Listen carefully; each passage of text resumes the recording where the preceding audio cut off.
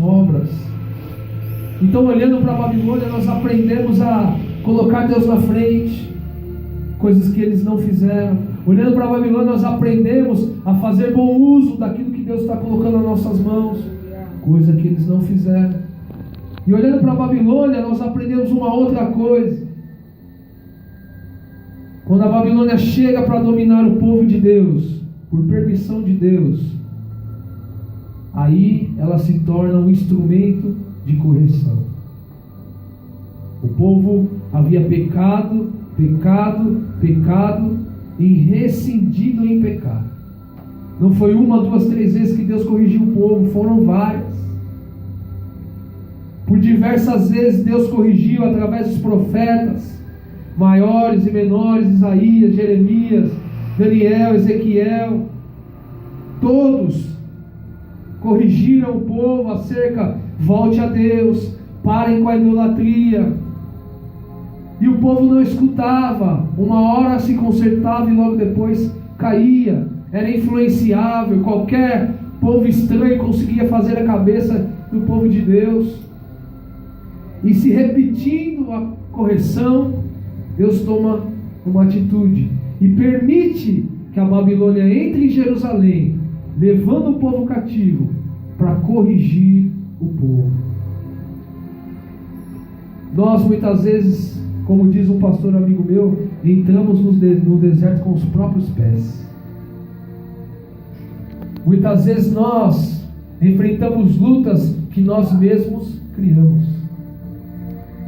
O povo de Israel venceu várias vezes, sem precisar pegar a mão na espada. Todos nós conhecemos diversas histórias. A guerra do rei Josafá. Enfim, várias histórias onde o povo Josué derrubou as muralhas sem lutar, mas dessa vez Deus permitiu, porque assim o povo quis, assim o povo agiu para que fossem dominados. Então muitas vezes, meu amado, quando Deus nos corrige, quando Deus manda uma correção nas nossas vidas, nós precisamos escutar. Quanto mais rápido você escutar a correção de Deus, menor será o seu sofrimento. Verdade, Deus. Cada um aqui tem um testemunho, cada um tem uma história. Nos ensina, Pai, a cada dia. Se nós pararmos para pensar, muitas lutas que nós enfrentamos foi por não ouvir a voz de Deus. É desse jeito. Muitas lutas que nós enfrentamos foi porque Deus corrigiu e a gente disse, não, nada a ver. Eu acho que, não, eu posso fazer isso, eu posso fazer aquilo.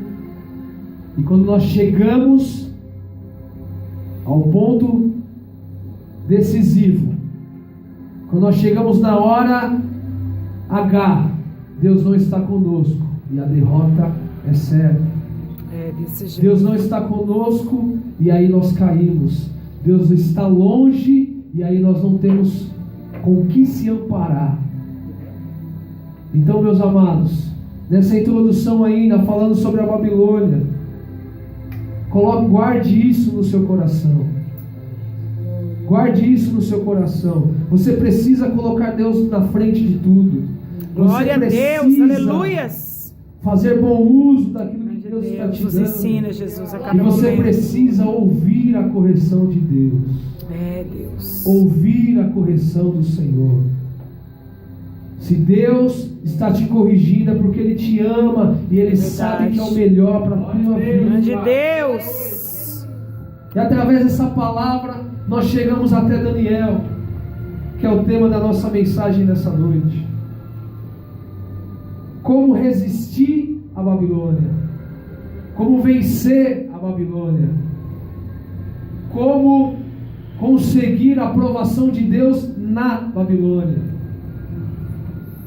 Nós vimos aqui que o rei, além de invadir Jerusalém, além de destruir tudo em Jerusalém, além de levar homens, mulheres, crianças, idosos cativos, só deixou em Jerusalém os mais pobres, os miseráveis, só.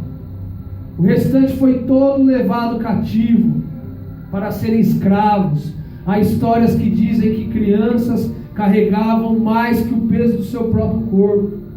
Há histórias que dizem que as mulheres eram violentadas, que os homens eram feitos escravos. O povo sofreu na mão da Babilônia. Além de tudo isso, o rei tem uma ideia e diz assim: olha, eu quero que vocês me tragam os mais inteligentes, os mais sábios, para que eles possam trabalhar comigo. Você vê mais uma vez a inteligência. Ele sabia, olha, quem é bom em serviço braçal, que fique no serviço braçal. Mas se há talentos ali, eu quero usar. Muitas vezes até o inimigo reconhece o teu chamado e você não. Muitas vezes até os seus adversários sabem do potencial que você tem e você não. Nabucodonosor conseguiu enxergar que ali em Jerusalém haviam homens capazes de fazer uma boa obra. Então ele manda buscar. E quando ele manda buscar, não diz na palavra do Senhor, mas estudos teológicos dizem que eram aproximadamente 20 jovens que foram recrutados. 20 jovens da elite, sábios, estudados, que foram recrutados para servir o rei. E a primeira coisa que nós temos que entender, a primeira coisa que nós temos que fazer para vencer a Babilônia é se posicionar.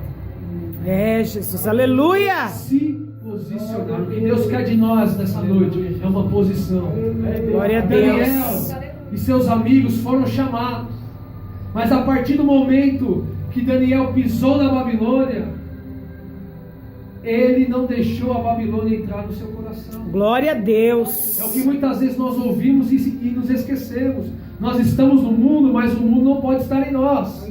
Daniel estava na Babilônia, mas a Babilônia não fazia parte dele. Glória a Deus. Então, a partir do momento que ele pisou na Babilônia, ele decidiu se posicionar. Glória a Deus. E é isso que nós temos que fazer nessa noite, mediante as lutas que nós estamos enfrentando, mediante as afrontas, as humilhações, tudo aquilo que nós estamos passando. Nós precisamos nos posicionar. Verdade. Nos posicionar perante o mundo, assim como Daniel fez. Daniel não quis de forma alguma se contaminar com o mundo. Hoje nós vivemos de polêmica. É de polêmica em polêmica. Você liga a TV, você abre a internet, é de polêmica em polêmica. Essa semana passada, a Patrícia Bravanel, filha do Silvio Santos, falou algum comentário sobre gays, polêmica. Ontem, Ana Paula Valadão se posicionou sobre o comercial da C&A, sobre a ideologia de gênero, polêmica. É crítica.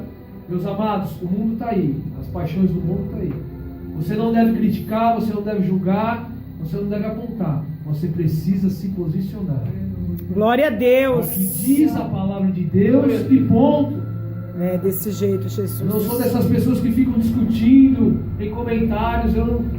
Isso não é certo, eu não concordo, mas você precisa se posicionar.